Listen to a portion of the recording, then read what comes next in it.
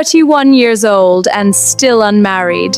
Selmira laughed loudly as crystal glasses clinked around the ballroom. At this point, father should simply donate Eudora to a convent. Oh dear. Soft laughter spread across the table. Eudora lowered her eyes quietly while pretending not to hear the humiliation. Then Callista suddenly stood up with excitement sparkling across her face. Oh, Eudora, I nearly forgot. You still have not admired my engagement She ring. said dramatically.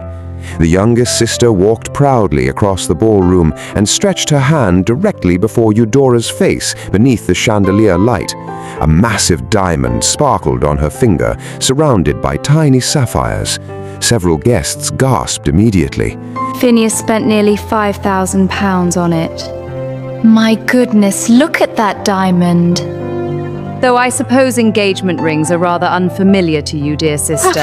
It is very beautiful, Callista. Do not lose hope, Eudora. Perhaps someday a lonely old widower may still choose you. Even more laughter filled the ballroom.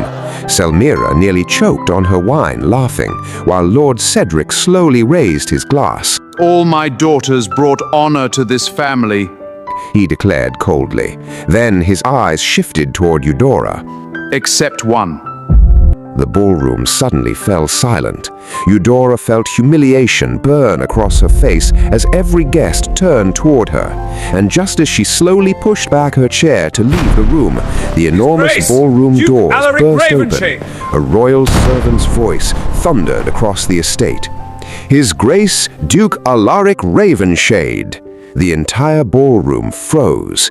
But before we continue, if you enjoy emotional royal dramas filled with betrayal, heartbreak, jealousy, and powerful revenge, make sure you like this video and subscribe to the channel. And if you truly want to support the channel, you can use super thanks below. Your support helps us continue creating these unforgettable stories for you every single day. Now, let us so begin. You are not alone. Eudora Valecrest stood near the long dining table, balancing a silver tray filled with warm blackberry tarts, while laughter echoed through the drawing room behind her. The scent of roasted duck, buttered potatoes, and cinnamon wine drifted through the crowded halls as servants hurried between guests wrapped in velvet coats and pearl-covered gowns. Nobody noticed the eldest daughter of the house carrying empty glasses except to ask her for something. Miss Valecrest. More tea, Miss Valecrest? More tea, please. The old countess asking the question did not even realize she was speaking to the daughter of the manor instead of a servant. Eudora smiled gently and poured the tea anyway. Across the room, Selmira sat proudly beside Lady Rowena, discussing silk fabrics recently imported from Paris, while Callista laughed loudly over a story involving a young officer desperate to court her. Their expensive jewelry reflected against the candlelight hanging from the crystal chandeliers above. Eudora listened quietly while standing near the wall, her plain dark blue gown making her nearly invisible among the brighter colors surrounding her. 3 years earlier, she would have been seated beside her sisters.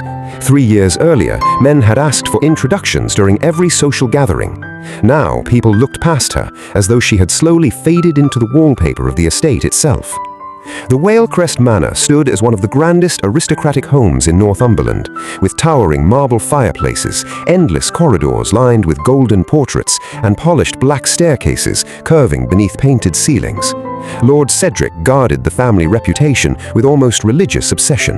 Every dinner, every guest, every marriage discussion inside the manor revolved around status, and Eudora had become the family's greatest disappointment. At 31 years old, she remained unmarried. In Victorian society, that truth followed her everywhere. During church visits, women lowered their voices the moment she passed. Younger girls secretly studied her with nervous pity, as though she represented a terrible future waiting for them if they failed to marry in time. Older women were crueler. She was beautiful once, Eudora overheard one woman whisper after Sunday service. It is sad what age does to a woman's chances, another replied quietly. At 31, Eudora continued highly walking unlikely. as though she had heard nothing. Pain had become something she carried silently. That afternoon, while guests continued drinking wine inside the drawing room, Eudora slipped into the kitchen, where the atmosphere felt warmer and kinder. Fresh bread cooled beside the windows, while cooks stirred thick onion soup inside steaming iron pots. Little Clara, the youngest daughter of one of the maids, sat crying softly near the corner after burning her hand helping polish serving trays. Eudora immediately knelt beside her. "Oh, sweetheart, let me see." The child sniffled while Eudora wrapped the small red hand carefully with cool cloth soaked in lavender water. The frightened girl slowly calmed as Eudora brushed curls away from her face and handed her a sugared biscuit stolen from the dessert tray. "Do not tell the cook," Eudora whispered gently. The child giggled. Moments like that were the only times Eudora still felt useful inside the manor. Lady Rowena entered the kitchen minutes later, elegant as always, in dark emerald silk trimmed with pearls. Her sharp eyes immediately landed on Eudora, crouched beside the child. There you are. Guests are asking for you. Eudora stood quickly. I was helping Clara. Yes, well, try not to disappear during gatherings. People already ask enough questions. The words were calm, but the shame behind them stung deeply. Lady Rowena never openly insulted her eldest daughter, yet disappointment followed every glance she gave Eudora in public. That evening, Lord Cedric hosted several wealthy guests in his study while discussing future business alliances. Eudora passed the partially open door, carrying fresh glasses, when she heard her father speaking. Selmira's marriage will strengthen our position considerably. A successful match matters greatly for families like ours. And your eldest daughter? Another gentleman asked carefully. A brief silence followed. We no longer discuss unrealistic expectations. Lord Cedric replied coldly. Eudora stopped walking. For several seconds she stood frozen in the dim hallway, staring down at the silver tray trembling lightly in her hands. Then she continued forward before anyone noticed her listening. Late that night, while rain tapped softly against the manor windows, preparations quietly began downstairs for Selmira's engagement celebration. Rolls of imported fabric arrived from London. Servants carried flower arrangements through the corridors, while musicians discussed performances beside the ballroom entrance.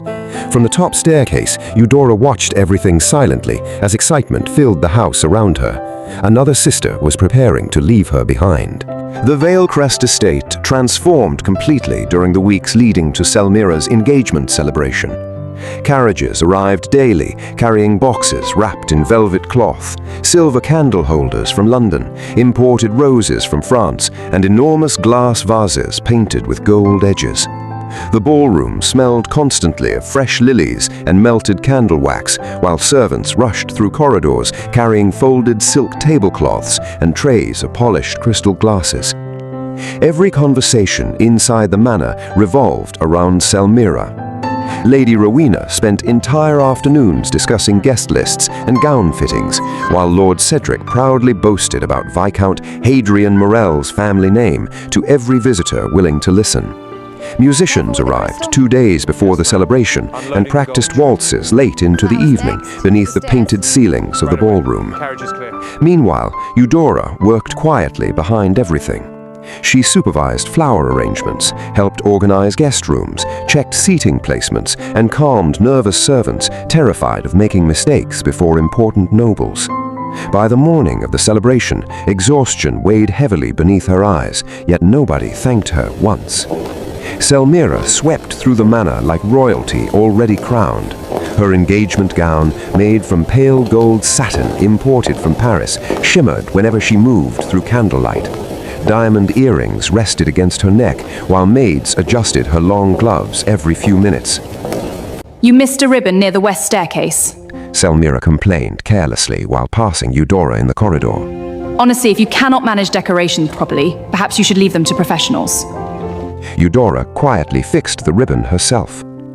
By evening, the estate overflowed with guests. Noble women in embroidered gowns glided through the ballroom, carrying crystal wine glasses, while gentlemen discussed politics beside the fireplaces.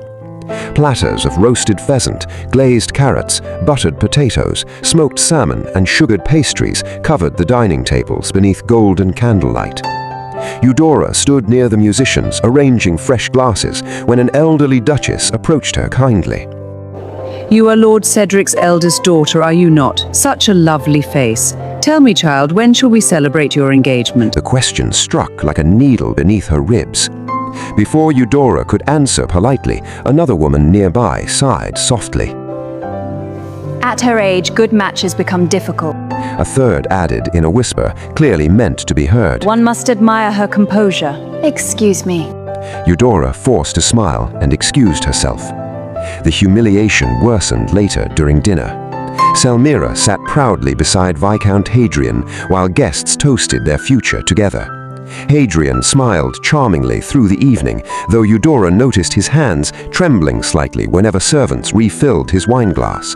Twice, she overheard him quietly asking another gentleman about horse racing results and unpaid debts. The worry in his voice unsettled her, but Selmira noticed nothing except admiration.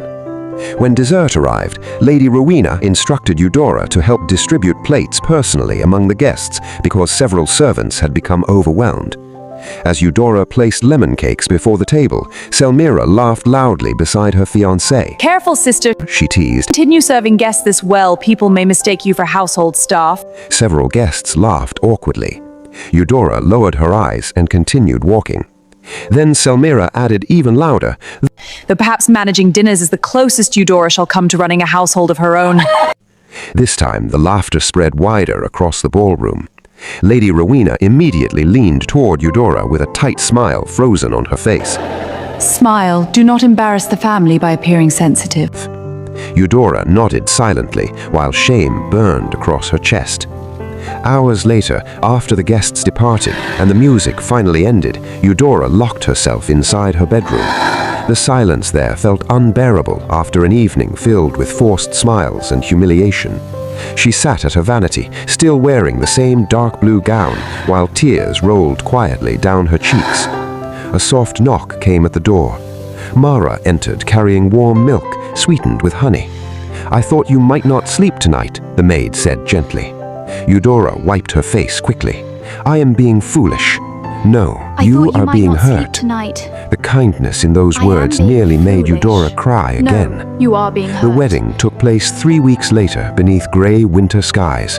Crowds gathered outside the church, watching Selmira step into her carriage, wrapped in white fur and lace, while Lord Cedric smiled proudly before society. Eudora stood near the stone steps, holding her gloves tightly against the cold. As the carriage rolled away, carrying Selmira towards her new life, excitement filled everyone around her. But inside Eudora, something emptier settled quietly into place. For the first time, she no longer felt like part of the family she lived among. Long before silence settled permanently inside Eudora Valecrest, there had once been laughter. At 22, she moved through the gardens of the Valecrest estate with warmth in her eyes and excitement in her voice. She played piano in the evenings beside open windows, while summer air carried the scent of roses through the manor halls. During dinners, she spoke freely about poetry.